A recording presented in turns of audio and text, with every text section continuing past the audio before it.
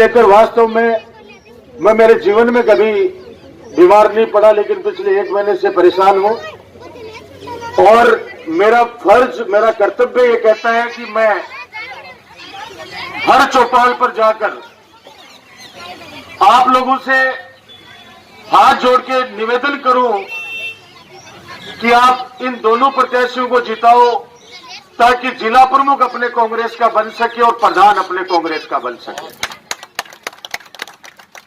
क्योंकि कड़ी से कड़ी जब जुड़ती है तो काम ज्यादा होते हैं।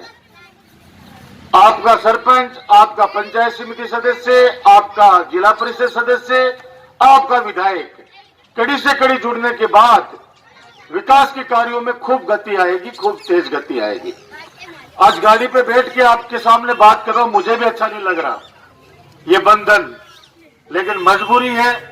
मैंने भी चिकित्सकों को कह दिया कि नहीं, मैं एक बार तो हाजिरी लगाऊंगा, बाकी तो हमारे कार्यकर्ताओं का चुनाव है और कार्यकर्ता चुनाव लड़ रहे हैं।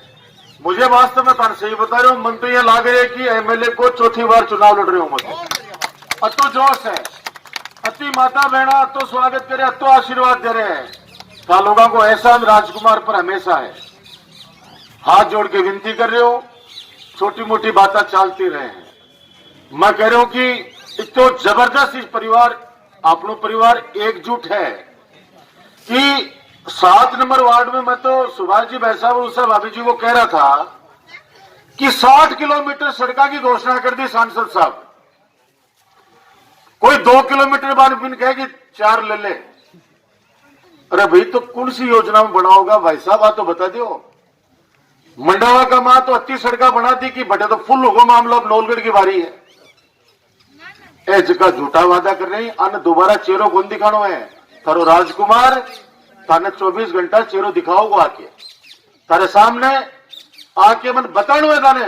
काल कोई झूठ चीज बोल जाऊंगा मैं, फिर वापस आके मन थाने शकल भी दिखाने की मैंने बोले और वो काम को नहीं कर पाया। आज ये बताओ कि मैं तारो विधायक होते हुए 2 किलोमीटर डामरीकरण करवा के लिए मेरो मन घबराओ कि घटासू लेसा, क्योंकि राजस्थान सरकार में लोगों ने तनख्वाह देवा के लिए पिसा को नहीं तो बजट घटासुआ जैसी आई केंद्र सरकार की हालत है कि कोरोना के बाद के मैं जो स्थिति हुई है अपने प्रदेश की और राष्ट्र की और पूरे विश्व की, कल्पना नहीं कर सकते।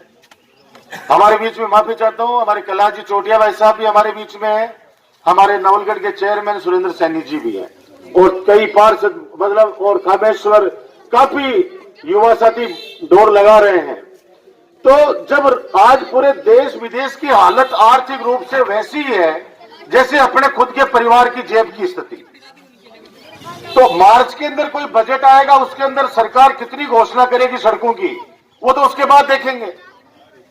लेकिन जिस प्रकार से बरगला के लिए काम कर रहे हैं, मैं हाथ जोड़ के विनती कर रहे हूं कि दिनेश को चुनाव जीतनू, उषा अभी जो चुनाव जीतनू मेरे लिए बहुत जरूरी है।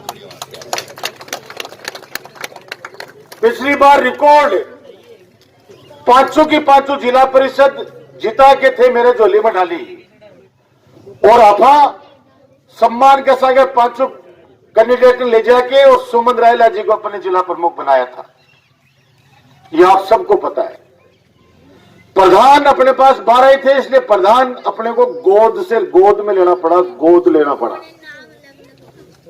और गोद लेता ही वो एमएलए बनवा लागू और भाग्यो भी को तो मैं भी क्या करूं, दोनों बार बनाया, दोनों बारी भागा। अब की बार 27 की 27, क्योंकि जिस प्रकार को जोश दिख रहे हैं, 36 को हमको आशीर्वाद दिख रहे हैं, राजस्थान में इतिहास बनेगा। 27 की 27 सीटें अपने कांग्रेस पार्टी की जीतेंगे पंचायत समिति में और जिला परिषद की 500 का 500 इतिहास दोहराया जाएगा। उसका कारण है जब दोनों प्रधान, अपना प्रधान और जिला प्रमुख अपने बन जाएंगे, मैं सीना तान कर जाके मुख्यमंत्री जी को और कांग्रेस के प्रदेश अध्यक्ष जी को कहूंगा कि आपने हमारे झुंझुनू जिले में 2 साल से एक भी मंत्री नहीं बनाया, फिर भी झुंझुनू जिले की जनता ने कांग्रेस में विश्वास व्यक्त करते हुए और प्रमुख और प्रधान बना के भेजा। अब हमारा हक दे दो वापस। और हक किस रूप में?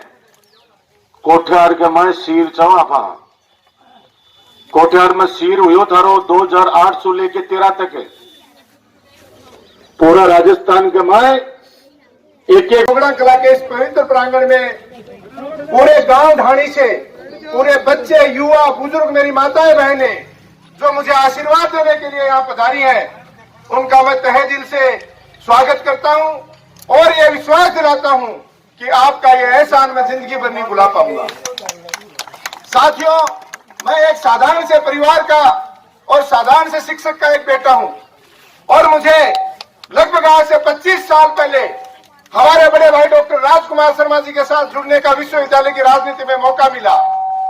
आज आप सबको पता है, पिछले 1 महीने से हम लोग भाग दौड़ कर रहे हैं और कड़ी से कड़ी जोड़ने के लिए हम रात दिन मेहनत कर रहे हैं।